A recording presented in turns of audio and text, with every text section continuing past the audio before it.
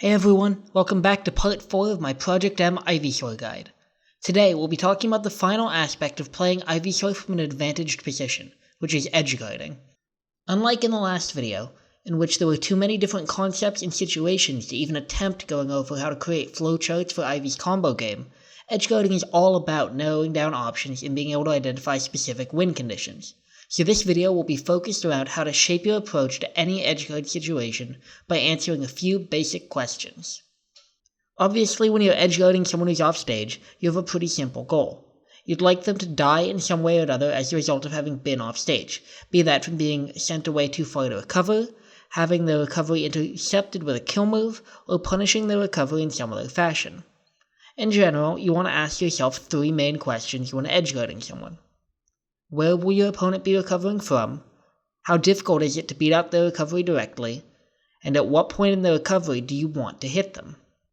The importance of the first question is obvious. If your opponent is recovering from beneath the stage, you probably want to use a different attack than if they were recovering horizontally, or going high. Here's a quick breakdown of what moves Ivy has that can be used to cover each general area an opponent might recover from. If you want to learn more about how to use each of these moves to edgeguard, I recommend checking out the edgeguarding section of my Optimizing Ivy tutorials. Being able to anticipate where your opponent will be at any given time allows you to decide how best to place one of these attacks to intercept their recovery, which brings us to the second question.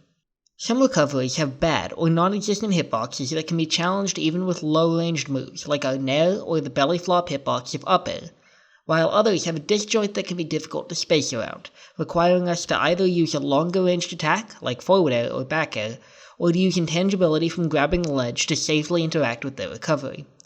Knowing what moves can or cannot straight up beat your opponent's recovery of choice, of the options available to you in that situation, is key to understanding how and when to attempt an edgeguard.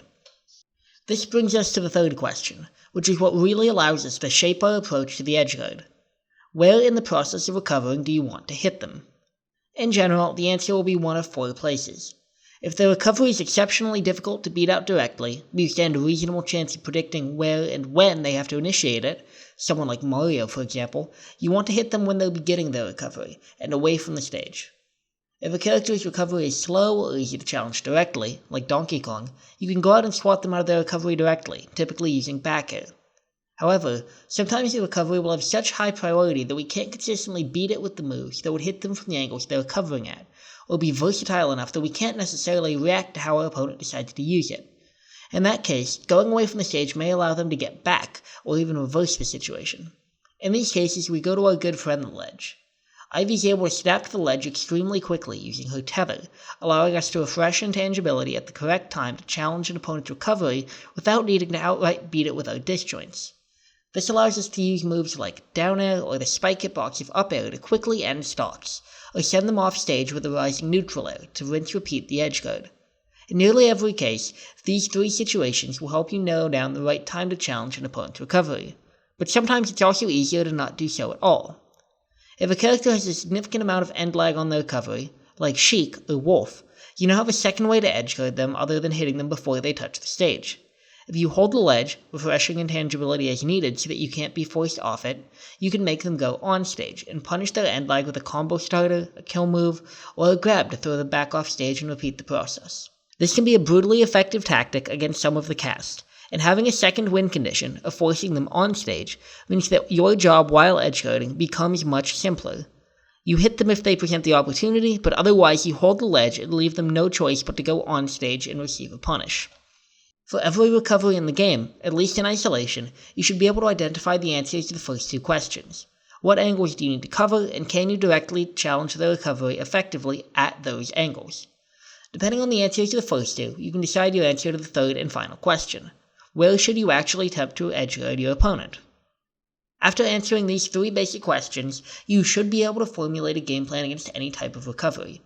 Obviously, your opponent can do their best to mix you up or change their timing and spacing, but at least in terms of understanding what your goals and options to achieve them are, you should be able to figure those out.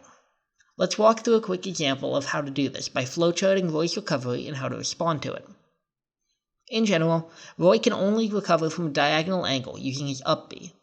But the priority on the move itself, as well as his ability to mix up his timing using side B or by angling the move, can make it difficult to challenge directly, especially since back air, our most disjointed offstage tool, doesn't hit diagonally below it until the end of its animation, meaning that you would have to use back air very preemptively in order to actually clip someone who's recovering from beneath the stage. However, he also has 30 frames of lag if forced to land on stage. Based on this information, we have a few options. We could try to read a side B and clip him out of his recovery with back air before he even starts his up B, but doing so is probably needlessly risky, because if he mixes up his timing, he can up B through our attacks and make it back to the ledge without a problem, allowing him to potentially reverse the situation and definitely giving up our advantage. So instead, at least until we have a read on how he likes to recover, our goal should be to control the area around the ledge instead.